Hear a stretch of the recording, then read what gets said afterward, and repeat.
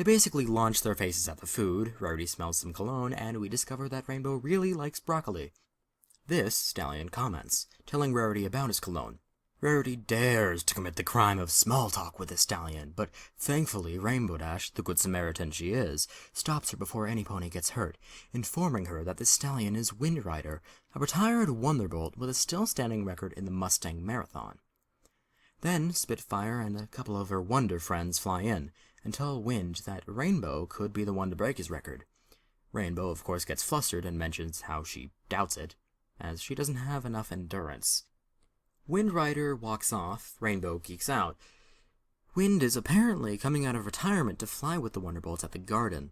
Rainbow geeks out more, but then realizes that she's just going to be watching from the sideline instead of actually flying.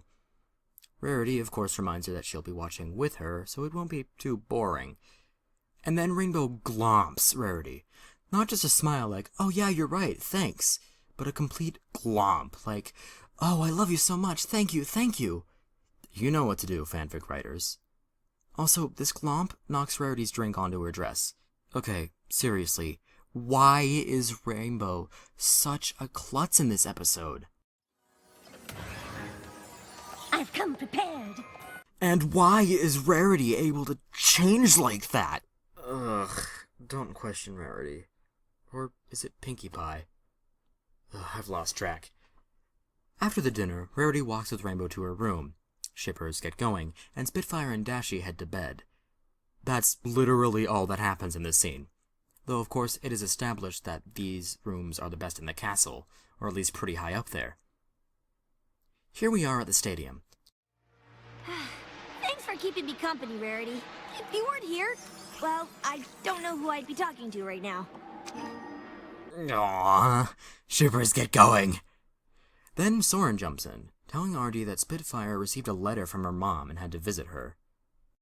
Oh no! I hope her mom's okay. Somehow I doubt that was sincere. Soren tells Artie that she needs to take Spitfire's place, and Artie freaks out, amusingly, I might add. I won't let you down, Soren! Ah! This is the best thing ever! Oh my gosh, oh my gosh, oh my gosh, oh my gosh!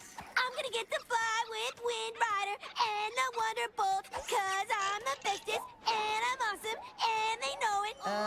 Rainbow Dash? Let her have this, darling. More shipping fuel! Arrgh! Rainbow Dash practices. Not very professionally, I might add. More shipping fuel, by the way. This mare sits next to Rarity, mentioning how she's here to see her daughter perform.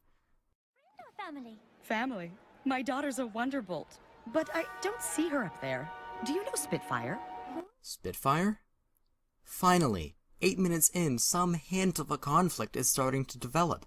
This mare reveals that she did not, in fact, send the letter, followed by a very odd delivery of the line, "That's so strange." So strange.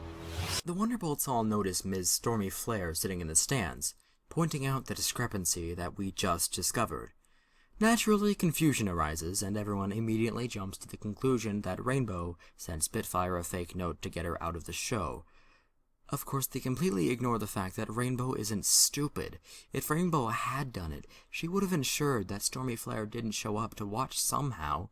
Either that, or she would have come up with a different reason for Spitfire, or some pony else, to leave. Artie isn't completely incompetent, though that's what this episode would have us believe. There. Now it's perfect. Hey guys, they always let friends and family come watch practices. After arbitrarily switching locations, Rainbow protests this accusation. Soren asks where she was when the letter was delivered, and she says she was asleep. She even mentions the dream she was having. She was flying with the Wonderbolts. Don't you think you're shoving her motive in our faces, writers? We've already gathered that she wants to fly with them. Although this face is worth it. After some discussion, Soren sends 2 of the mares off to Stormy's house to find Spitfire.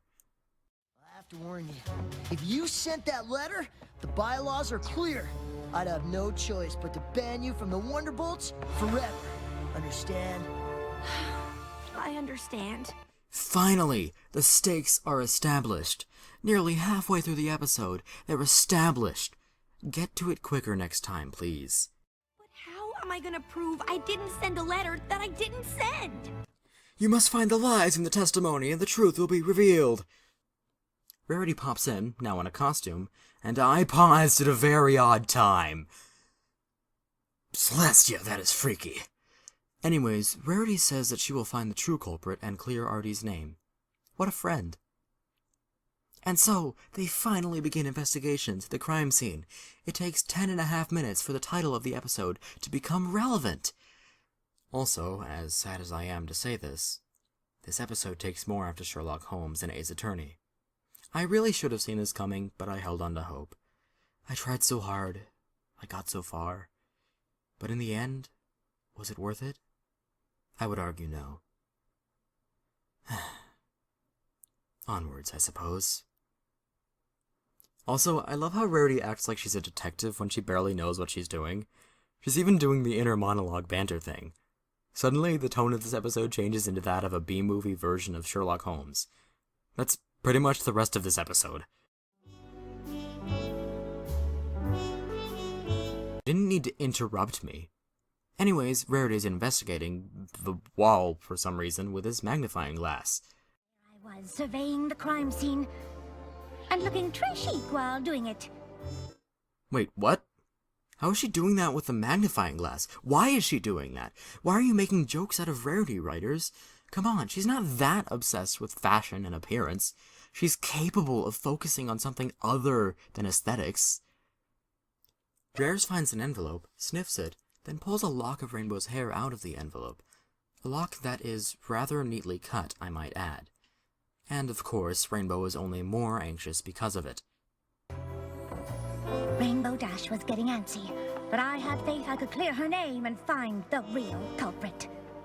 What are you doing? Oh, just thinking thoughts.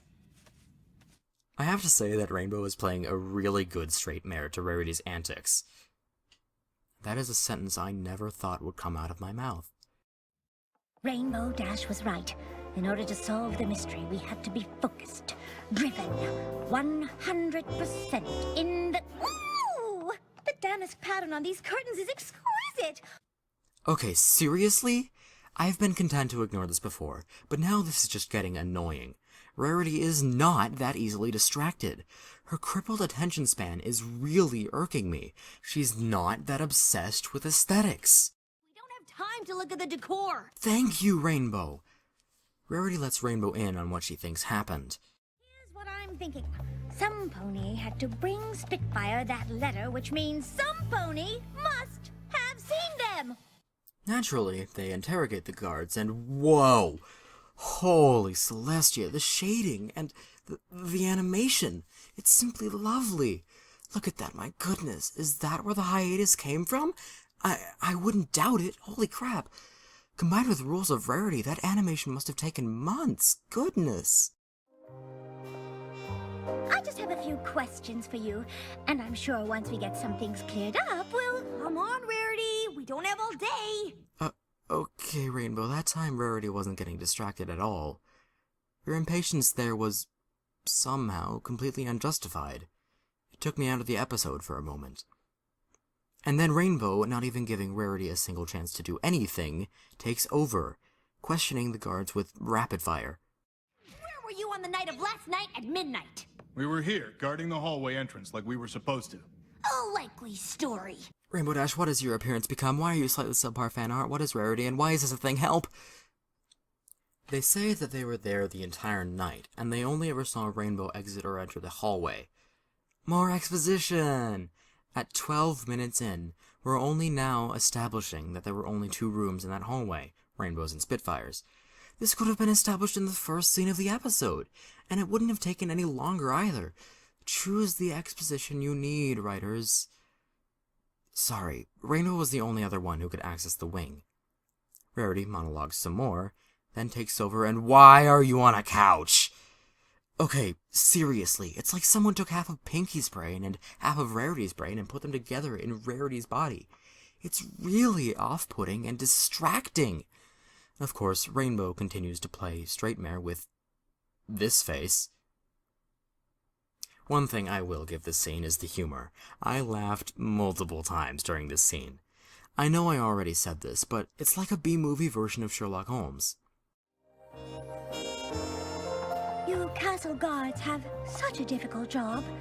I'm guessing that at times it can be rather boring. It is. I've counted all 345 bolts in the ceiling tiles 293 times. Rarity suggests that they took a break at some point. Sure enough, they did, because of a cake that was dropped off for them. Rarity asks them a few questions about the cake, and they describe the cake in detail, which irks Was the Rainbow. frosting vanilla or chocolate? Chocolate. Was the base of the cake decorated with buttercream rosettes? It was. Ugh! Who cares how it was decorated? Rainbow Dash was questioning my methods, but I knew what I was doing. Do you? Oh. Did I say that one out loud? Great line. 10 points to Rarity. What if I wrote that note when I was asleep? Do you know what I do when I sleep? Because I sure don't. Alrighty, that's 10 points to Dashy here. Who will win? Who knows? We'll be right back after this commercial break. Stay tuned! What do you mean this is just some review on YouTube and not a game show? Somehow, Rarity pinpoints the cake to one bakery that sells said cake. I wonder where they will investigate next. Cinnamon Chai's Tea and Cake Shop. Hello, how can I help you? Okay, what? Is that Ms. Thénardier in the 2012 Les Miserables movie? Actually, I wouldn't be completely surprised if that's who this VA was channeling here. Rarity mentions praise of her cake, and the mayor confirms said praise. Rarity looks over to the display, only to see that...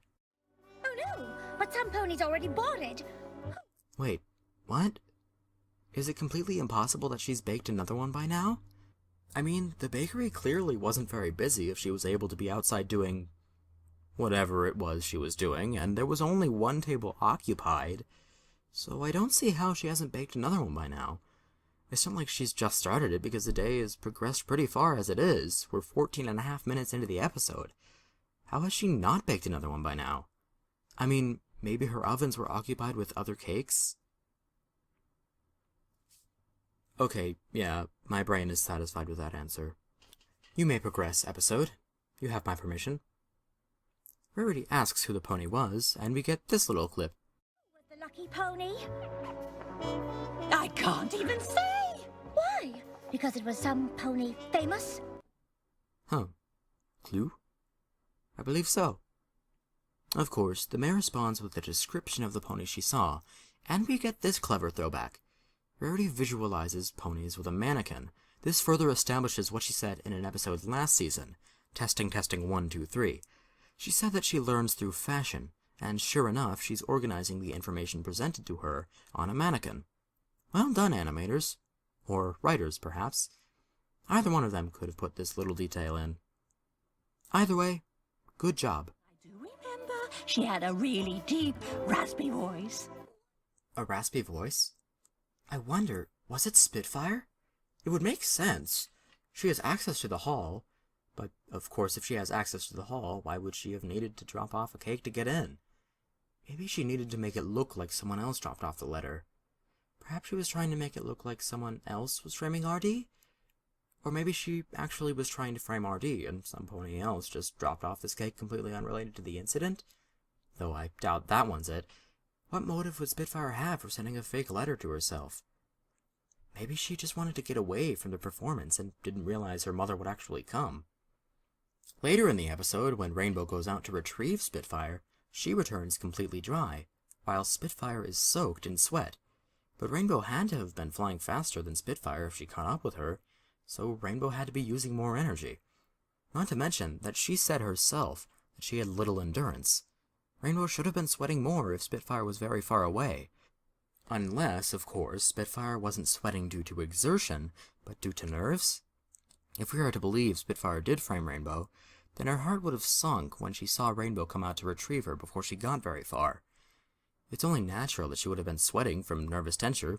She believed that she was caught. It's not like this would be too out of character for Spitfire. She's done fairly deplorable things in the past. Maybe? We'll see as the episode progresses.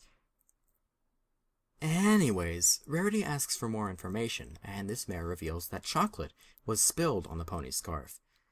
Rarity asks more about the scarf, and Dashy gets fed up. Can't believe you're talking fashion at a time like this. Rainbow, don't panic. I need you to trust me. Trust you? You've spent more time changing clothes than trying to help me. I'm doomed. Rarity, did you ever consider telling her what logic you're following?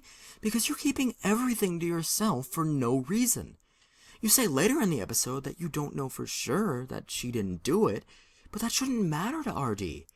Besides, at this point in time, you have all the evidence you need to think you know what happened. Just clue her in on what you plan to do already. It's not like telling her would change the outcome. It would just make her less helpless and miserable in the meantime. Of course, Rarity reassures her that she has something in store, so there is that. Oh my goodness!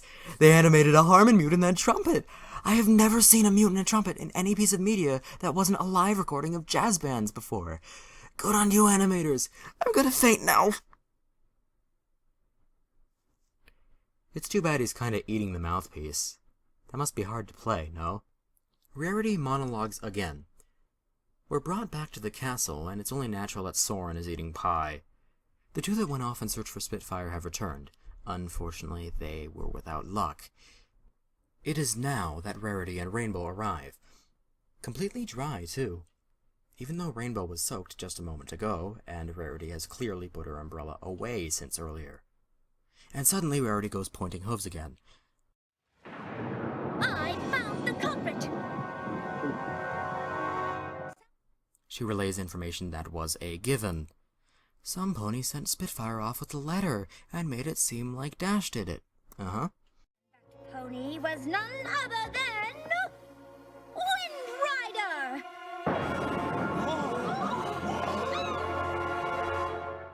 Wind Rider? Hold on, Wind Rider? Well, I suppose that makes sense, but I still get the feeling that Spitfire was the one who did it, in an earlier draft. And if that is the case, they probably only changed it because, well, Spitfire's kind of a recurring character, and Hasbro wouldn't dare to let them demote her. Naturally, Rainbow is completely opposed to the idea of Rarity accusing her Shrinee of such a thing. Of course, Rarity stands firm with her accusations, showing the evidence. The rainbow hairs were clearly cut from Rainbow's mane. They couldn't have fallen out. They had to have been planted. Sure enough, when she sniffed the envelope earlier, she smelled the cologne Wind Rider had been wearing before. And then, in the hallway, she noticed that the curtains had fallen out of their holder, likely because a pony had hidden behind them. To this, Wind responds. Phoenix is a very popular fragrance, and any pony could have moved those curtains. Aha! So it's very popular. Spitfire, yet again, could have been the one who framed RD. Who's to say she didn't go out and buy some because she thought it smelled nice? Or perhaps it rubbed off on her from hanging out with Wind Rider so much. I doubt Spitfire intended to frame Wind Rider for framing RD. She doubtfully thought that far ahead. The cologne was likely unintentional. Rainbow goes on to describe her process of investigations. She questioned the guards, who revealed that a cake was delivered to them. She questioned the baker, who revealed what the pony in question vaguely looked like, as well as the stain on the scarf. And I couldn't help but notice that Wind Rider's scarf is tied in a tight Windsor knot, instead of its usual loose slip knot. And why is that? Is it to hide the chocolate stain? Oh no. My head cannon. Grumbling around me. Wind, of course, calls Rarity out for being preposterous. Rarity asserts her claims, and finally... Fine, you caught me! I did it! Why? Why must my headcanons go down with the most insane facial expressions? Rainbow questions why he did it, wondering if it had anything to do with the broccoli at the dinner last night. I, naturally, respond with laughter. Rarity establishes Wind's motive, fear of his record being broken. And Wind confirms this. If RD got kicked out of the Wonderbolts, he thought his record would be preserved. Rainbow calls him out on his methods, and Wind retorts. I did what I had to do to protect my record. Sometimes you gotta play dirty to be the best. Rainbow tells him off for misunderstanding what it means to be a Wonderbolt. Soren joins in, demanding to know Spitfire's location. sent her the letter pretending to be Stormy Flare. I told her I had Pegasitis, and the only cure is the ice iris in the Crystal Mountains. No wonder she's been gone so long. Ice irises are almost impossible to find in spring. Oh yes, sure, Rainbow. That's the reason she's been gone so long, not the fact that she was sent to the Crystal Mountains. Yeah, 10 points to Artie. Soren tells Rainbow she needs to take Spitfire's place, but Rainbow insists on getting Spitfire, saying that she doesn't deserve to miss this. And then she does. Spitfire, you're back! I can't believe you made it! Okay, I know my headcanon has been completely destroyed, but seriously, why is Spitfire so much sweatier than RD? My argument for why it couldn't have been due to exertion still stands. She's been a Wonderbolt longer than RD has been hoping to be, so she should be much more fit and have much higher endurance than the pony who said herself that she had little endurance. RD couldn't have lagged behind Spitfire on the way back because the two of them arrived together. So what's the deal here? Did RD make Spitfire carry her back or something? Whatever it is, Soren is glad to see Spitfire back. Rainbow thanks Rarity for her help and apologizes for questioning her methods. Then she brings up the point I made earlier about Rarity keeping Rainbow out of the loop, and Rarity... I didn't want to get your hopes up until I was sure. Really, Rarity? There's a difference between getting her hopes up and keeping her from complete, hopeless despair. At the very least, she reassures Rainbow that she's not a bad friend for having her doubts in Rarity when she had no reason to believe she was qualified. Despite the fact that Rainbow's name has been cleared, she's still disappointed that she doesn't get to fly in the show. Or does she? As it turns out, Rainbow's in luck. Rainbow gets to take Wynn's place in the show, and Spitfire strips him of his Wonderbolt status due to his deplorable deeds. What a hypocrite she is. Oh, and Rainbow repeats this gag. So, would you like to fly with us? Would I? Woo! Yeah, yeah, yeah, yeah. Oh, yeah, oh, yeah. Rainbow Dash? Coming!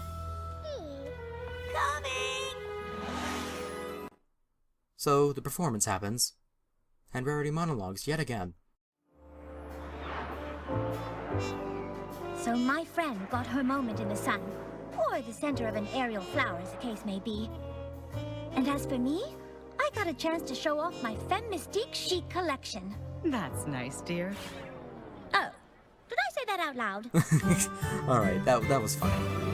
As for the episode, I really would have liked for it to be more focused on the mystery than on the laughs, not to mention that the conflict took forever to get started. Though many of the jokes had me laughing pretty hard, the mystery had so much potential that they kind of just ignored.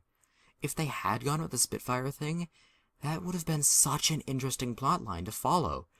If the episode didn't waste so much time in the beginning screwing around, they might have had time to follow this plotline. And if not that, thanks to Hasbro, then they still could have made this plotline amazing. Of course, I'm not here to judge the episode on what it could have been, but on what it was.